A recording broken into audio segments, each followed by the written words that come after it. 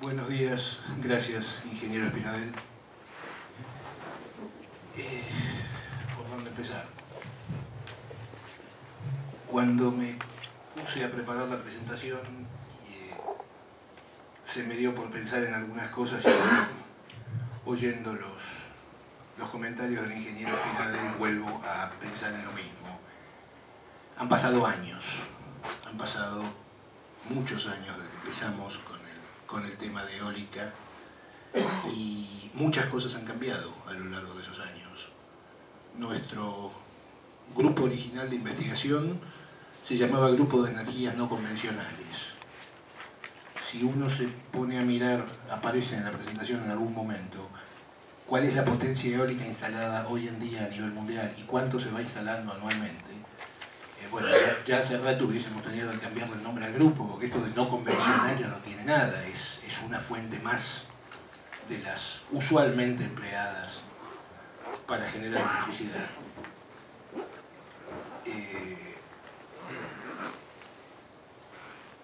Ya discutir sobre las máquinas eólicas prácticamente no tiene sentido. Por supuesto que hay muchas novedades, la tecnología avanza, los diseños cambian, incorporan novedades técnicas, pero la máquina eólica ya no es un objeto de discusión, que si conviene esto, que si conviene lo otro. Hay una industria tan establecida y tal cantidad de equipos operando que ya están. Subsiste, no obstante, un problema que ya existía, digamos, en las primeras épocas de aplicación de esta tecnología y se va agravando en la medida en que se incorporan a la red eléctrica más y más máquinas eólicas. Y esto es inmodificable. El viento es variable e incontrolable. Y por lo tanto, la cantidad de potencia eólica que puede conectarse a una red es limitada, por cuanto un exceso de potencia eólica introduce perturbaciones en la red que no son aceptables. Varía la tensión, varía la frecuencia. Sigue siendo un tema. Lo es desde hace 20 años y lo será por mucho tiempo más. Apuntando a eso, quería contar un poco qué es esta idea de Power to Gas, que es un concepto que se está desarrollando en Europa desde hace unos años, digamos. Es relativamente novedoso y creo que es sumamente interesante. Y quiero hacer un comentario antes de entrar en la presentación en sí misma, porque alguien me lo va a decir, estoy seguro, entonces le gano de mano, lo digo yo. Alguien escuchará todo esto y me dirá, pero estamos a años luz de todo eso, ¿para qué nos viene a contar lo que están haciendo en Europa si ellos están tan avanzados y nosotros recién estamos empezando? Ok, sí, es cierto.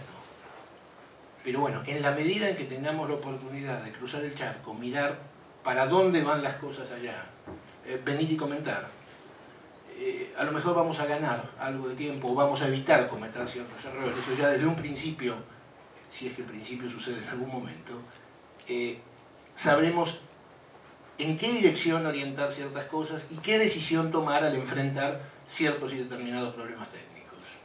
Esa es la idea de presentar lo que se está haciendo en este momento en Europa. ¿Cómo paso?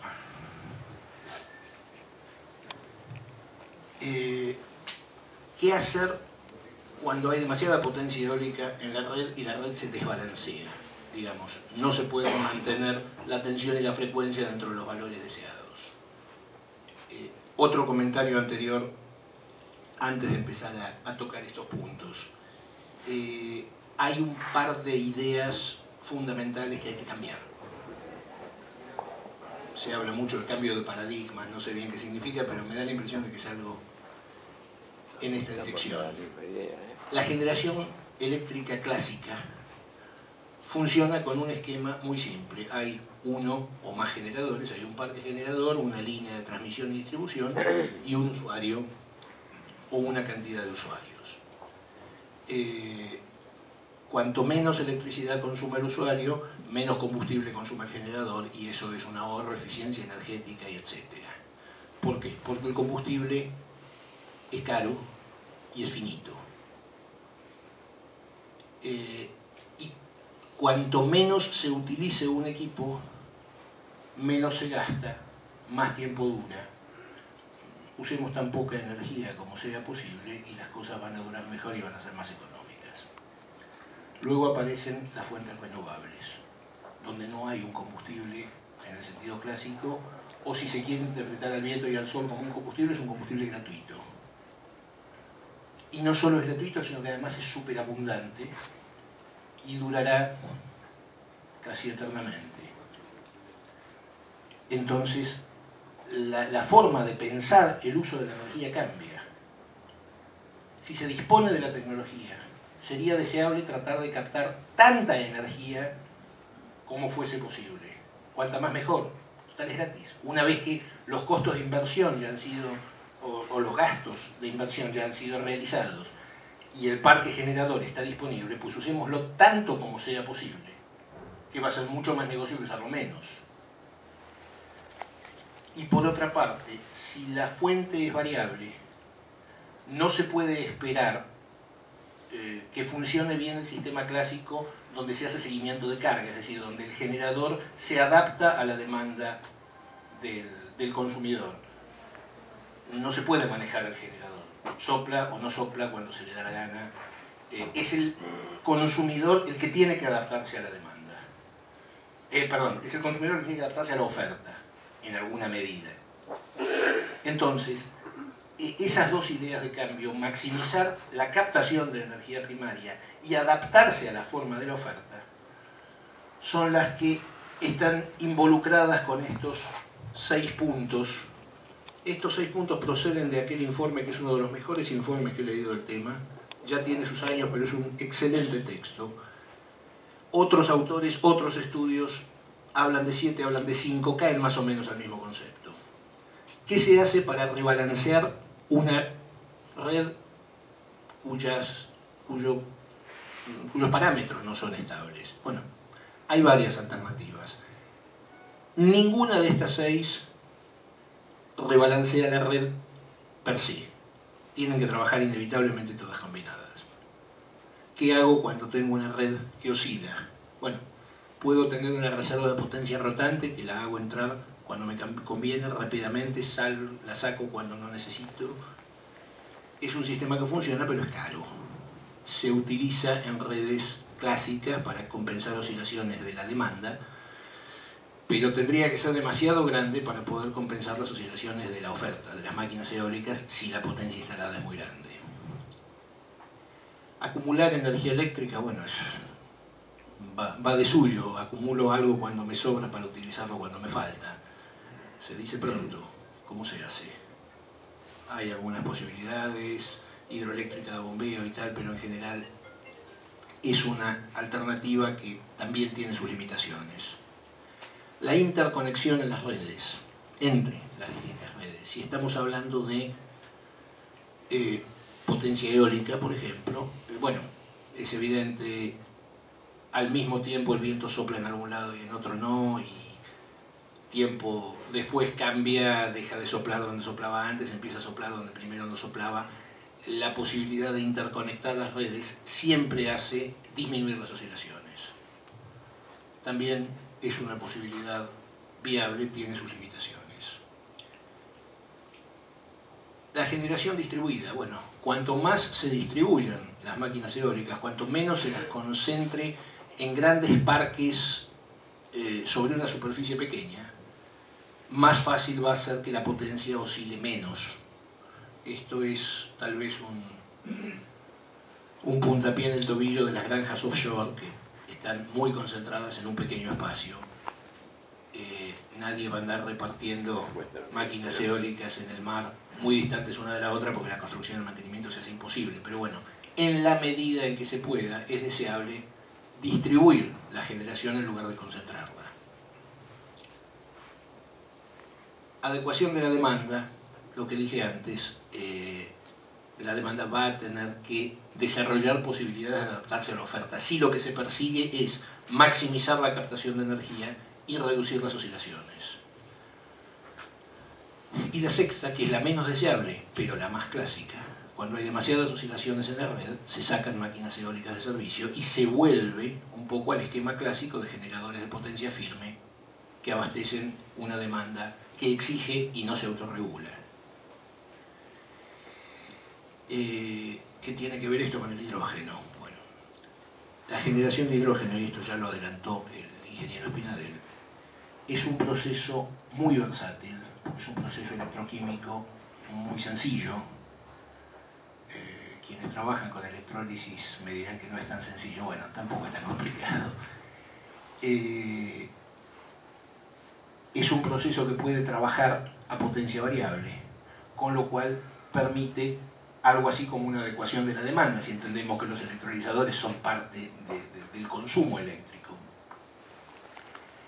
El hidrógeno eventualmente podría acumularse, en realidad no conviene hacerlo, pero podría hacerse en principio, con lo cual caeríamos en una forma de acumulación de energía eléctrica, o de una especie que puede ser reconvertida en energía eléctrica.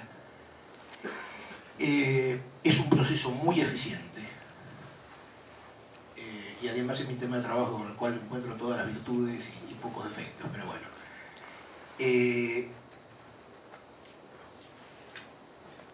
¿Cómo podría utilizarse la generación de hidrógeno para moderar o reducir las oscilaciones de la red? Bueno, el caso 1, ya vamos a ver que ese caso, a partir del concepto de power to gas, queda un poco obsoleto, pero en principio podría generarse hidrógeno al lado del parque eólico, acumularlo allí mismo de alguna manera, reconvertirlo en ese lugar en electricidad ya como potencia firme y entrar como potencia firme a la red. El sistema de hidrógeno oficiaría de buffer, de acumulador intermedio entre el parque eólico y la red, con lo cual las oscilaciones de la potencia eólica directamente no llegarían a la red. O sea, eso sería una red estable por definición. Es posible, se ha estudiado, es un poco impracticable. El sistema de generación de hidrógeno tendría que ser muy grande en potencia, su factor de uso sería bajo, la reconversión en electricidad no siempre tendría una eficiencia interesante. Bueno, fue un objeto de estudio durante bastante tiempo. Y luego se cambió de idea, es decir, a ver, entremos a la red con las oscilaciones que vienen de la eólica, sin corregirlas antes, y busquemos controlar la red en lugar de controlar las máquinas eólicas, o controlemos las máquinas eólicas a través de la red. Bien, generación de hidrógeno distribuida, el proceso electrolítico, el proceso electroquímico de producción es el mismo, son distintas las escalas, las potencias de los equipos, pero es la misma tecnología. Podría generarse hidrógeno a partir de electricidad de red en sintonía con las oscilaciones, es decir, hacer una adecuación de la demanda. Es el punto 3. Ese sería el esquema en el cual trabajarían las estaciones de servicio de hidrógeno, que luego suministrarían combustible para el transporte, estando conectadas a red y no directamente a máquinas eólicas. O sí estando directamente conectadas a máquinas eólicas, como en el punto 4, con o sin soporte de red, por eso la línea punteada, pero trabajando mayoritariamente en condición de punto aislado. El punto 2 sería un esquema semejante. Máquinas eólicas o granjas eólicas que generen hidrógeno para abastecer a pequeños usuarios con cogeneración, por eso CHP, cogeneración de calor y electricidad, o sea, con una eficiencia mucho más alta. Y también separada de la red. Se distribuye, se desconecta, se descarga la red de todos aquellos factores que puedan inducir demasiadas oscilaciones. Sobre esta idea vamos a volver en algún momento. Lo que decía hoy, dejemos de mirar a la eólica como una cosa rara, uy, qué máquina tan pintoresca, qué tiene que hacer esto al lado de una central térmica. A ver, 114, casi 115 giga de potencia eólica instalada en China, 66 gigawatts de potencia eólica instalada en Estados Unidos, 40 gigawatts en Alemania. En realidad ya se superaron, ese dato es viejo. Argentina está en algún punto del resto del mundo, más bien cayéndose del resto del mundo, pero no tiene nada que ver con la tecnología eólica en sí misma. ¿Para qué muestro esto? Para decir que cada vez va a haber más oscilaciones que controlar. Así que corresponde encontrar algún sistema troncal, conceptual, que permita realmente mantener la red bajo control y no pequeñas soluciones aisladas que contribuyen pero realmente no solucionan el problema. El hidrógeno. ¿Qué ventaja tiene el hidrógeno? Bueno, se puede generar de modo operando de manera tal que permita amortiguar las oscilaciones y estabilizar la red. Perfecto. Luego la pregunta es, ¿y qué hago con ese hidrógeno? Porque si estoy generando algo que no me sirve, bueno, el sistema no cierra.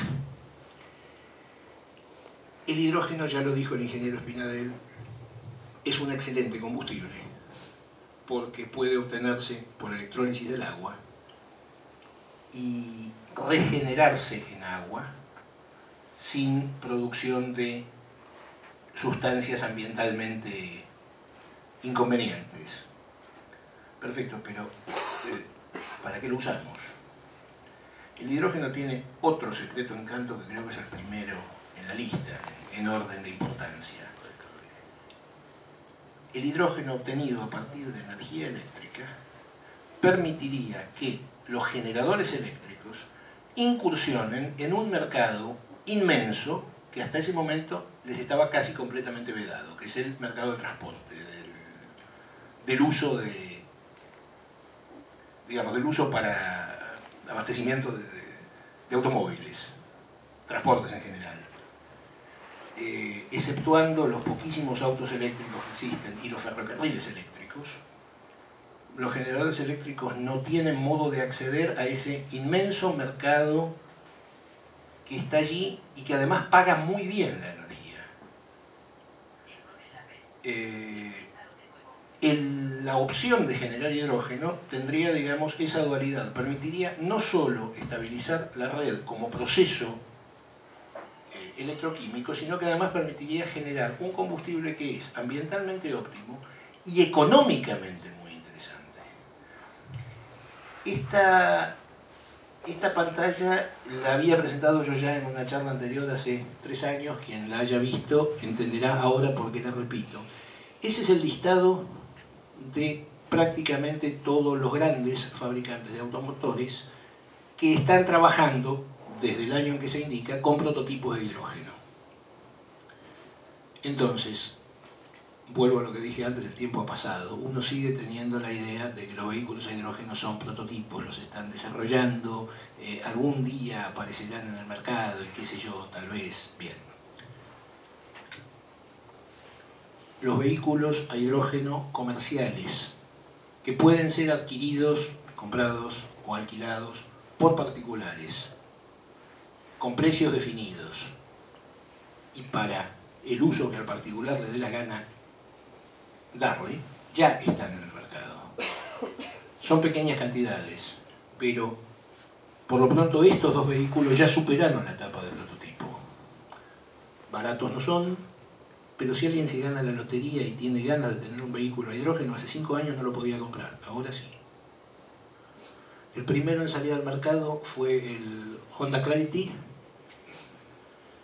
No estaba a la venta, estaba en alquiler, pero los fabricantes estiman un precio en el momento en que se presentó de $215.000. Alguien le preguntó a la gente de Honda, ¿esto vale como una Ferrari o como un Rolls Royce? ¿Quién va a comprar este auto? Y el japonés sonrió y contestó, los mismos que compran Ferrari y Rolls Royce. Si los otros están en el mercado, estos también pueden estar. Por supuesto que es un mercado limitado, bien, pero es una puerta de entrada para ingresar con una tecnología nueva, apuntando a segmentos de mercado más grandes. 4 años después, me olvidé de poner el año, aquel es del año, el Honda es del año 2011. En el año 2015 aparece el Toyota Mirai. La potencia de la celda de combustible es más o menos la misma, la autonomía es más o menos la misma, la velocidad máxima es un poquito superior, pero no tiene importancia, la capacidad de carga de hidrógeno en el tanque es el mismo, el precio ha caído a menos de la tercera parte. ¿Qué pasó? Pasó que los vehículos de Honda estaban fabricados como los Rolls-Royce y las Ferraris, a mano, uno por uno, un grupo de 20 ingenieros con un destornillador que daban vueltas alrededor del auto y iban montando cada una de las piezas. El Toyota Mirai ya está fabricado sobre una cadena de montaje. Para un mismo producto, la forma de producción incide brutalmente sobre los costos. Resumen de esta pantalla, tenemos hoy, 2015, vehículos a hidrógeno en el mercado por 75.000 euros, o 75.000 dólares. No se me caen a mí del bolsillo, pero ya estamos mucho más cerca. ¿Cuánto vamos a tardar en tener disponibles vehículos a precios accesibles? Probablemente bastante poco. Y acá viene el problema, y acá viene la idea de Power to Gas. ¿Qué es primero, el huevo o la gallina? Digamos, o los fabricantes de vehículos producen vehículos para un combustible que no está disponible, esperando a que se desarrolle una estructura de suministro, o la inversa, se desarrolla la estructura de suministro en vacío para vehículos que no hay, a la espera de que los vehículos aparezcan en el mercado en algún momento.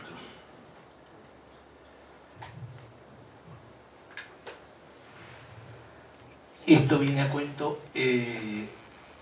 cuando quise armar esta pantalla, busqué en internet un mapa que yo recordaba haber visto, con distintos proyectos de autobuses a hidrógeno en todo el mundo. Bueno, la página web no existe más, por la sencilla razón de que en los últimos años han aparecido tantos nuevos proyectos de autobuses a hidrógeno en tantas diferentes partes del mundo, que directamente perdieron la cuenta. Prácticamente cualquier gran ciudad en el mundo, en número de habitantes, tiene algún proyecto de autobuses a hidrógeno funcionando, no porque resulte rentable, sino porque va a hacerlo en algún momento y van a empezar a adquirir la experiencia técnica que luego permita operar el sistema. Una de las grandes excepciones dentro de ese esquema es la ciudad de Buenos Aires, 18 millones de habitantes y ningún atisbo. Hay proyectos a hidrógeno, de autobuses a hidrógeno en los 5 continentes. En Europa está lleno, en el sudeste asiático está lleno, Estados Unidos y Canadá tienen un montón, algunos países árabes tienen también, y hasta en África, el Cairo tiene algún proyecto con algunos autobuses a hidrógeno dando vueltas, transportando gente y ganando experiencia. Latinoamérica, México creo que tiene algo, y Brasil tuvo, si bien me parece que no sacó de servicio. Y pasa con esto lo mismo con las máquinas eólicas. Este autobús ya no es un prototipo. Todos los anteriores sí, pero este ya está disponible comercialmente. Si alguien vuelve a ganarse la lotería por segunda vez y quiere, además del auto, comprarse un autobús de hidrógeno, va y lo compra. Está armado, los datos se ven aquí al costado, a partir de las mismas celdas de combustible que el Toyota Mirai, a partir de los mismos tanques de combustible. En lugar de tener una celda tiene 2, en lugar de tener un tanque tiene 8. Los componentes modulares son los mismos, los precios evolucionan en consecuencia. Y ahora sí, ¿qué es Power to Gas? Power to Gas es un concepto. Creo que lo más difícil que hay para explicar es justamente un concepto. Power to Gas es una idea sobre cómo hacer trabajar en conjunto la red eléctrica y la red de gas natural en aquellos puntos donde existe. naturalmente, de manera que dejen de ser dos redes de provisión energética casi independientes y pasen a transformarse en dos actores principales de una única red de distribución, ya no eléctrica, sino energética, interconectada. Uno tiende a ver a la red de gas y la red de electricidad tan independiente como la red de agua y la red de televisión por cable. Bueno, este concepto las une. La idea es básicamente la que planteamos: inyectar en la red eléctrica tanta potencia variable como sea posible, es decir, captar tanto recurso primario, renovable y ambientalmente sustentable como sea posible, utilizar directamente la electricidad donde corresponda y el excedente de electricidad convertirlo en hidrógeno e inyectarlo en la red de gas natural. Y utilizar esa red de gas natural como depósito, como medio de transporte y como medio de pago. Digamos, como un sistema colector de todos aquellos excedentes de hidrógeno de un sistema de generación de hidrógeno concentrado o distribuido, de modo tal que la pregunta inicial que yo hice, bueno, generamos hidrógeno para amortiguar las oscilaciones y luego ¿qué hacemos con el hidrógeno? Bien, la utilización de la red de gas permite canalizarlo y darle una aplicación útil. La idea subyacente con esto es, y ya está en funcionamiento en Alemania, es fomentar el desarrollo de un parque distribuido de generación de hidrógeno. El que va a ser necesario a futuro para abastecer el transporte, en este momento no tiene nadie a quien abastecer porque los vehículos todavía no están y no van a estar hasta que esa red aparezca. Entonces, ¿cuál fue la idea? Señor, usted quiere incursionar en el tema de hidrógeno, quiere empezar ya para posicionarse mejor en un futuro mercado, pero no le dan los costos en la medida en que tenga que invertir mucho y luego ventear el hidrógeno porque no tiene nada que hacer con él. Bueno, no lo ventee, métalo en la red de gas y le pagamos, ley alemana de energías renovables, última versión, le pagamos un dinero, un subsidio por cantidad de energía inyectada a la red. Ese dinero no va a permitir que nadie haga negocio. Hoy por hoy nadie va a instalar una planta de generación de hidrógeno para abastecer a la red de gas, porque los números le van a cerrar muy finos y no va a tener ganancia. Esa es la idea. Usted quiere posicionarse desde hoy para poder vender hidrógeno como combustible mañana y ganar mucho dinero. Bueno, lo ayudamos a cubrir sus costos de inversión. Esto se está haciendo, esto ya ha sido normado, legislado, organizado. Veo por allá a colegas de la Secretaría de Energía con los cuales hace un tiempo trabajamos en un Plan Nacional de Hidrógeno para la Argentina y discutíamos bastante porque algunos propusieron con mucho sentido realizar una serie de proyectos piloto en generación de hidrógeno, transporte, distribución, utilización y etc. De modo que sirvieran de proyectos testigos, que si alguien el día de mañana quería replicar eso, invertir, ampliar, pudiese venir y mirar, a ver, si esto funciona realmente, y que la industria dijese, bueno, a ver, ese componente que está ahí, yo lo puedo fabricar mejor, lo puedo fabricar más barato, empezar a darle dinámica a la cosa. Y la idea es muy correcta, pero la experiencia demuestra que si todo eso no va acompañado por no sé cómo llamarlo, una estructura jurídica adecuada, terminan siendo proyectos aislados que no se replican porque quienes tendrían que replicarlos, los industriales, los inversores, los particulares, no tienen claras las reglas del juego. Aclaro que en los proyectos que desarrollamos y que los voy a mostrar ahora más adelante, hemos tenido problemas de eso, lo hablábamos ayer con un colega, prácticamente a cada paso. Hemos tenido, me atrevería a decir, más problemas de tipo normativo y reglamentario que problemas técnicos. Además, los problemas técnicos con la suficiente cantidad de ingenieros en general se corrigen, y los problemas normativos y reglamentarios pueden meterlo a uno en un callejón sin salida. Me salté algo que es el renglón de abajo, la parte de metanización. Eso es también parte del concepto de Power to Gas, pero orientado a integrar no la energía eólica, que es eléctrica pura, sino la biogeneración de combustibles, básicamente biogás, de modo tal que se beneficie de la interconexión entre ambas redes.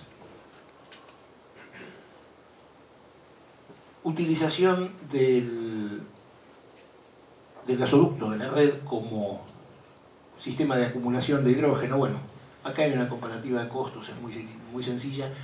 No figura aquí la acumulación de hidrógeno en la tubería, pero los costos son bastante similares al segundo renglón, que sería la acumulación de hidrógeno en depósitos subterráneos, en cavernas o en depósitos agotados de gas.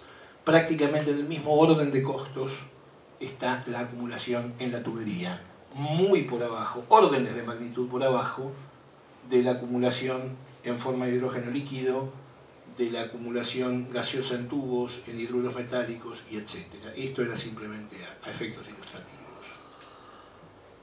Esto también es importante porque alguien dirá, bueno, estamos metiendo en la red de gas un combustible muy lindo, pero la red y los equipos que utilizan gas están en condiciones de quemar esa mezcla con un contenido de un combustible que originalmente el gas natural no tenía, al menos en forma libre. Bueno, hay estudios muy minuciosos que muestran que tanto los equipos que utilizan gas natural como los que lo transportan o distribuyen no sufrirían prácticamente en ningún caso si ese porcentaje de hidrógeno permaneciese debajo del 10%. Más conservadoramente podría decirse del 5%.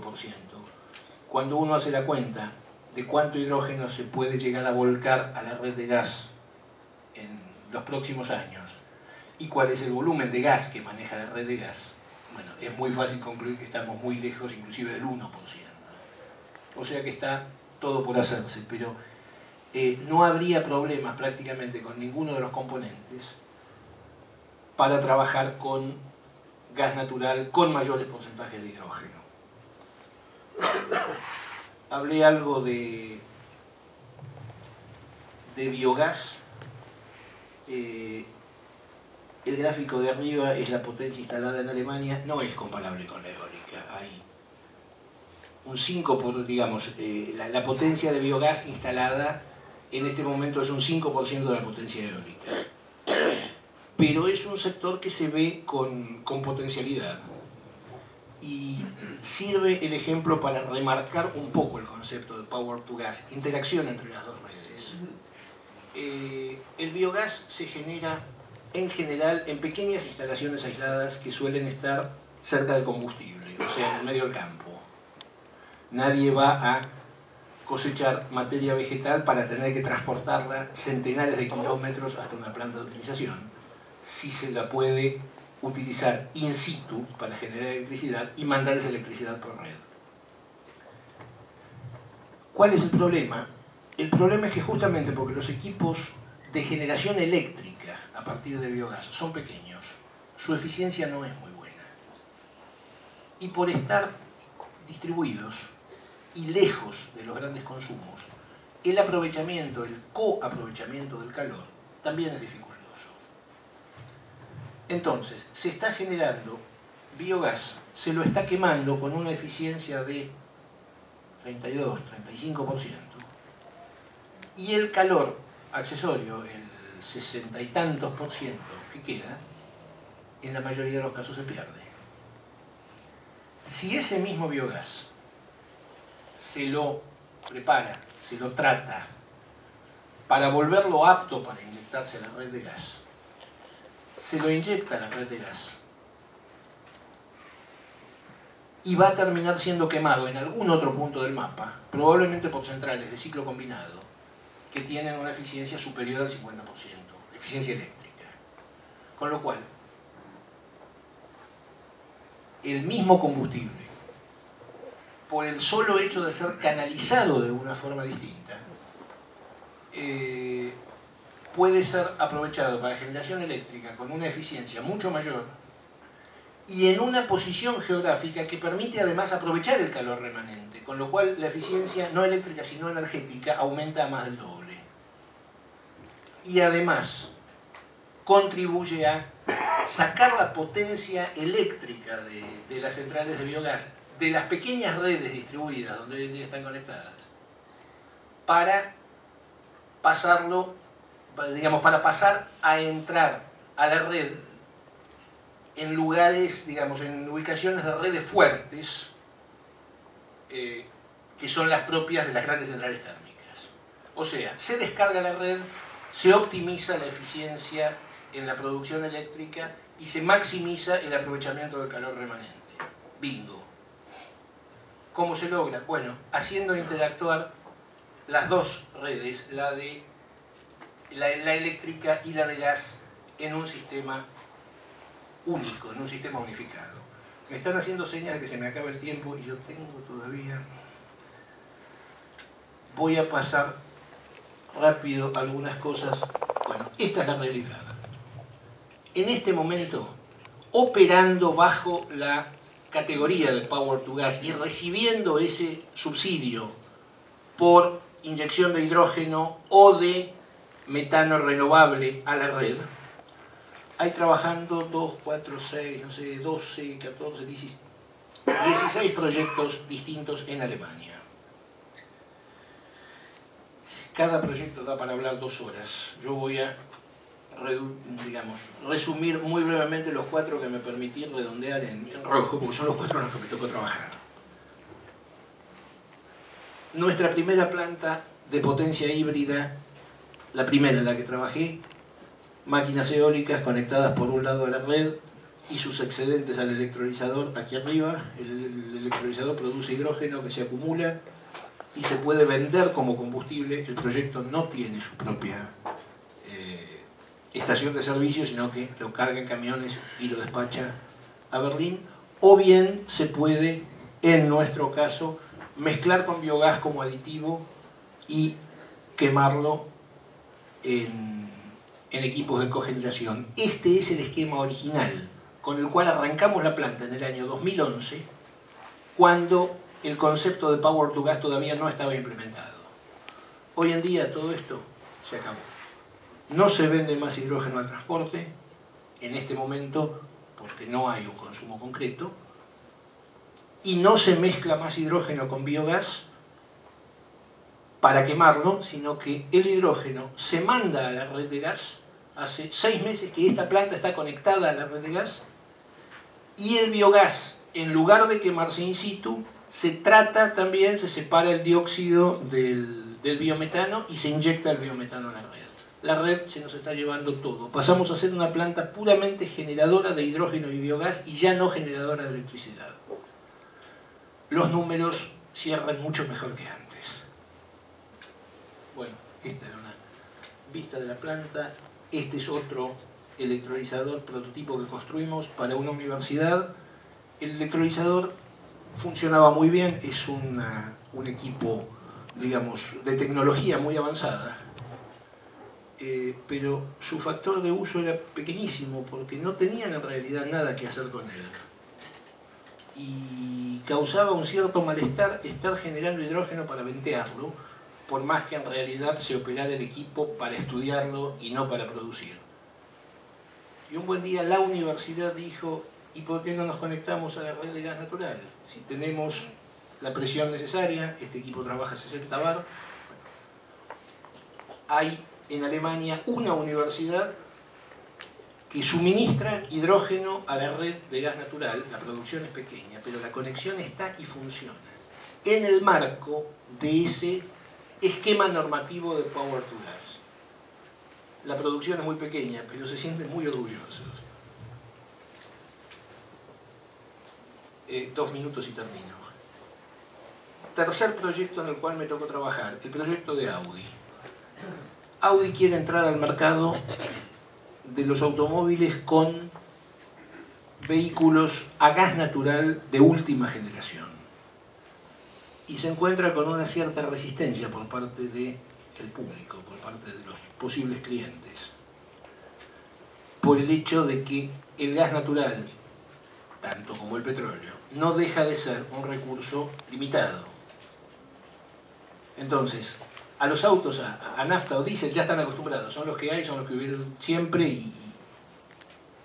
y bien, pero mucha gente reacciona mal cuando Audi dice implementamos una tecnología novedosa. No, señor, ¿qué tiene novedosa? Está quemando otro combustible, los problemas sustanciales persisten.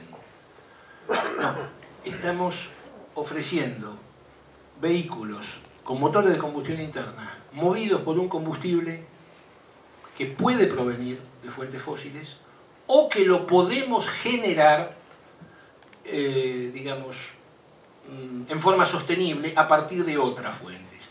Audi se está fabricando hoy en día el metano para sus vehículos a gas a partir de fuentes renovables y no a partir de fuentes fósiles. ¿Qué hacen? Generan hidrógeno con electrolizadores nuestros, lo combinan con dióxido de carbono procedente de la industria y generan a partir de eso, por una reacción química que se llama proceso Sabatier, CH4, o sea, metano, renovable. Lo inyectan en la red de gas y en la medida en que en cualquier otro punto de la red de gas extraigan la misma cantidad que inyectaron, no las mismas moléculas, pero el mismo volumen de gas, el sistema es sostenible. Los autos no estarán funcionando exactamente con las moléculas de biometano generadas en la otra punta del mapa, pero sí con una cantidad equivalente de combustible y el sistema se compensa. Bueno, este es un detalle de la planta. Perdón por la autorreferencia, la foto aquella de allá arriba es mía. Me paré delante del equipo para mostrar el tamaño monstruoso que tienen esos módulos de 2 megawatts. El futuro de la electrólisis está sin duda en equipos más pequeños y distribuidos geográficamente. La generación centralizada de hidrógeno se ha utilizado en el pasado, plantea demasiados problemas y muy pocas ventajas. Así que hay que empezar a pensar no solo en una generación eólica distribuida, sino también en una generación de hidrógeno distribuida. Último proyecto y con esto sí termino. La estación de servicio que acabamos de poner en servicio, en actividad, en operación, en el aeropuerto de Berlín, Berlín-Schönefeld, el aeropuerto nuevo que se está construyendo. Tomamos potencia eólica de la red, las máquinas por cuestiones de seguridad no están al lado del aeropuerto, pero digamos, se compra potencia eólica a término en la red, se genera hidrógeno, se lo acumula en tanques y tanto se abastece al mercado del transporte, se lo comprime a 700 bar y se lo carga a bordo de vehículos, o se lo reconvierte en electricidad con aprovechamiento del calor en un equipo estacionario ubicado en la propia estación de servicio. Tengo un par de anécdotas muy lindas, pero no me da tiempo para contarlas, de todos los problemas normativos reglamentarios que hemos tenido con estos equipos. Permite ver lo complejo del asunto. Y hasta aquí llegamos. Muchas gracias.